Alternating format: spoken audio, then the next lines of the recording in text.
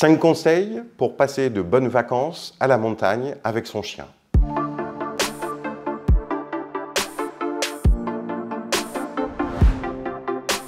Ce premier conseil tombe sous le sens. Faites attention lorsque vous avez vos chaussures de ski à ne pas marcher sur les pattes de votre animal qui est bien content de vous retrouver à la fin d'une journée. Mais attention de ne pas, avec ces grosses chaussures, de risquer des lésions de votre animal. Et c'est un point important et il faut bien éduquer les enfants à faire attention aux chiens lorsqu'ils rentrent du ski.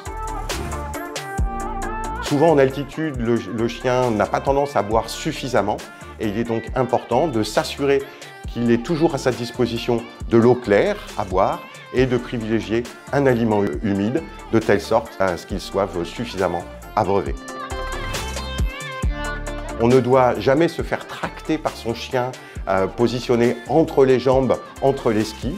Il y a des vrais risques de coupure, des coussinets ou des tendons de l'animal.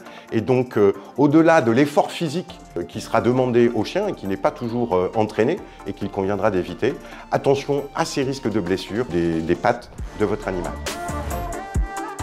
Attention, évitez que le chien ne mange de la neige ou n'aille lécher des zones où on a épandu du sel pour éviter le verglas, parce que dans les deux cas, cela pourrait être à l'origine de signes digestifs avec des diarrhées, des vomissements qui seront possiblement l'occasion de gâcher vos vacances à la montagne. Ne pas monter trop haut en altitude et notamment ne pas dépasser 1600 mètres d'altitude avec un chien qui est connu comme ayant une maladie cardiaque.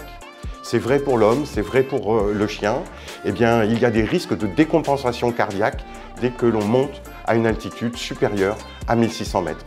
Donc avec votre chien cardiaque, mesdames, messieurs, restez plutôt au fond de vallée.